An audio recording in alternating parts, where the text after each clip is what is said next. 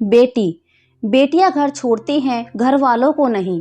इस सच का एहसास उनके पास सदा बना रहता है। बस घर के लोगों को जरा देर से लगती है इसे समझने में।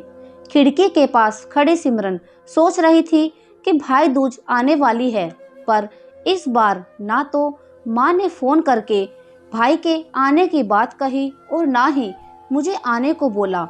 ऐसा कैसे हो सकता है? हे भगवान, सब ठीक हो। अपनी सास से बोली, माँ जी मुझे बहुत डर लग रहा है, पता नहीं क्या हो गया, मुझे कैसे भूल गए इस बार। सास ने इजाज़त देते हुए कहा, कोई बात नहीं बेटा, तुम एक बार खुद जाकर देख आओ। सास की आज्ञा मिलने भर की देर थी कि सिमरन अपने पति के साथ मायके आ पहुंची, परंतु इस बार घर के अंदर कदम रखते ही उसे सब कुछ बदला सा महसूस हुआ। पहले जहां उसे देखते ही माँ पिताजी के चेहरे पर खुशी से खिल उठते थे, इस बार उन पर परेशानी की झलक साफ दिखाई दे रही थी। पहले भाभी उसे देखते ही दौड़ी चली आती और प्यार से गले लगा लेती थी। इस बार दूर से ही एक हल्की सी मुस्कान दे डाली। भैया भी ज़्यादा खुश नहीं दिखे।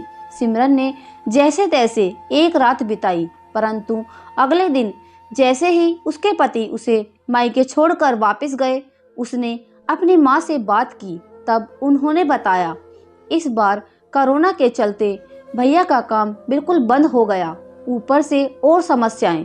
बस इसी वजह से तेरे भैया को तेरे घर भी ना भेज सकी। सिमरन बोली, कोई बात नहीं माँ, ये मुश्किल दिन भी जल्दी निकल जाएंगे, आप चिंता मत करो। शाम को भैया भाभी आपस में बात कर रहे थे, जो सिमरन ने सुन ली।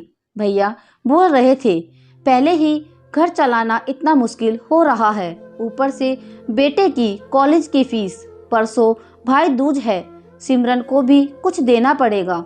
भाभी बोली, कोई बात नहीं, आप चिंता ना करें, ये मेरी चूड़ियाँ बहुत पुरानी हो गई हैं, इन्हें बेचकर जो पैसे आएंगे उससे सिमरन दीदी को त्योहार भी दे देंगे और कॉलेज की फीस भी भर देंगे। सिमरन को यह सब सुनकर बहुत बुरा लगा। भैया भाभी ये बात कर रहे थे, क्या मैं यहाँ उनको तंग करके कुछ लेने के लिए आती हूँ? वह अपने कमरे में आ गई। तभी उसे याद आया कि शादी से पहले कुछ समय पहले जब वह नौकरी करती थी, तो उसने बड़े शौक से अपनी पहली तनख्वाह लाकर पापा को दी थी। तब पापा ने कहा था, ये पैसे अपने पास ही रख ले बेटा, मुश्किल वक्त में काम आएंगे। इसके बाद वह हर महीने अपनी सारी तनख्वाह बैंक में जमा करवाती रही। शादी के बाद जब भी मायके आई तो माँ ने उसे पैसे निकलवाने को कहा, पर सिमरन हर बार कह देती कि अभी मुझे ज़रूरत नहीं। पर आज उन पैसों की उसके परिवार को बहुत ज़रूरत है।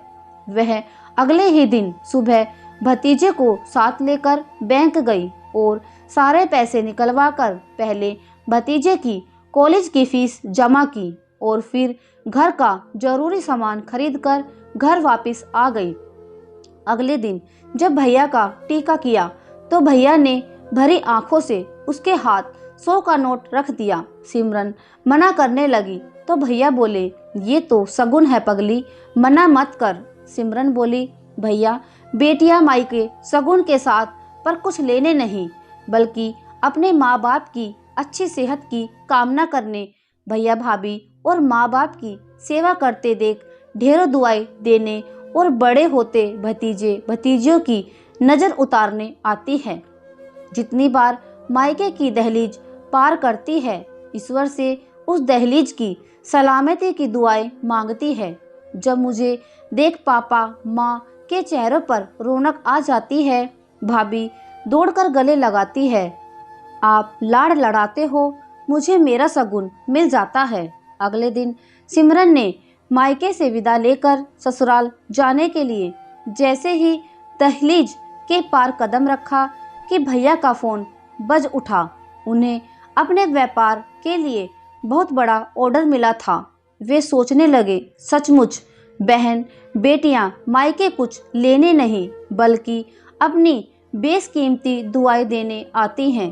जब वे घर की दहलीज पार कर अंदर आती हैं तो बरकत भी अपने आप भीतर चली आती है।